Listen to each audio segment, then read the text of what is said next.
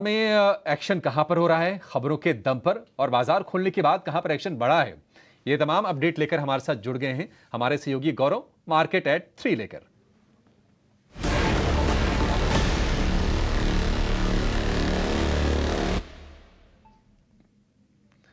गौरव, बताइए कहां पर एक्शन हो रहा है आज। जी हाँ, तो आज शुरुआत करते हैं हम वोडाफोन आइडिया से, क्योंकि अगर हम एफपीओ की बात करें तो सुबह तक ये जो एफपीओ है उसमें हमने सब्सक्रिप्शन देखा था, वन टाइम हो गया था, बट उसके बाद एक काफ़ी तेज़ी देखने को मिली थी। और इसके बाद अगर हम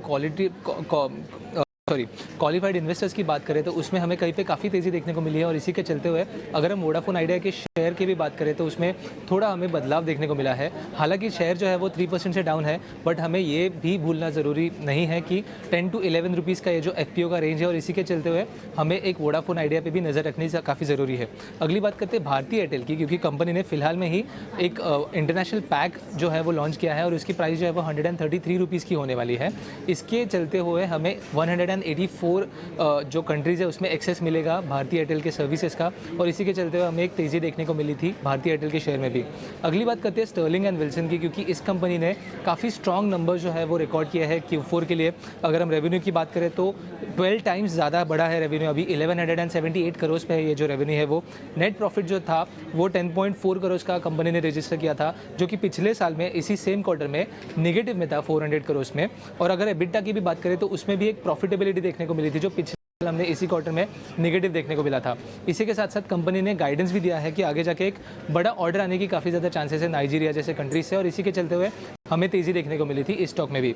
अगली बात करते हैं येस बैंक की, क्योंकि सूत्रों के मुताबिक कहीं से दुबई के जो लार्जेस्ट लेंडर है एमिरेट्स एनडीबी, उनके तरफ से एक इंटरेस्ट जो है वो एक्सप्रेस हुआ है येस बैंक में काफ़ी बड़ा स्टेक जो है वो परचेस करने का, और इसका जो स्टेक सेल का जो इनिशिएशन है वो कहीं पे एंड ऑफ द मंथ तक, इस महीने के एंड तक ये सबमिट हो सकता है। और इसी के चलते हुए हमने येस बैंक में भी एक तेज़ी देखने को मिली थी।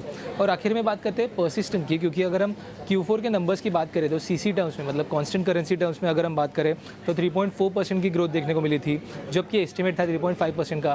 पैट भी कहीं पे इनलाइन आया था, बट अगर कंपनी भी बात करें तो कहीं पे मैनेजमेंट की तरफ से एक वीक कमेंट्री हमें देखने को मिली थी। इसी के चलते हुए आगे जाके हमने ये भी देखा कि मैनेजमेंट ने ये भी कहा कि कहीं पे जो हायरिंग प्रोसेस था, ऑनशोर हायरिंग प्रोसेस था, इसकी वजह से कहीं पे हमें एक वीकनेस हमें कंपनी में देखने को मिला, और मार्जिन्स है वो भी कहीं पे फ्लैट देखने को मिलने की काफ़ी ज़्यादा चांसेस है। और इसी के चलते हुए हमने देखा कि परसिस्टेंट में 10% का एक फॉल देखने को मिला था। तो आगे जाके इन कंपनीज पे नज़र रखना काफ़ी इंपॉर्टेंट रहेगा, क्योंकि सूत्रों और खबरों के बेसिस पे एक काफ़ी अच्छा एक्शन हमें इस कंपनीज में देखने को मिल सकता है। ठीक है, तो ये तमाम शेयर जहां पर खबरों के दम पर आज एक्शन हो रहा है।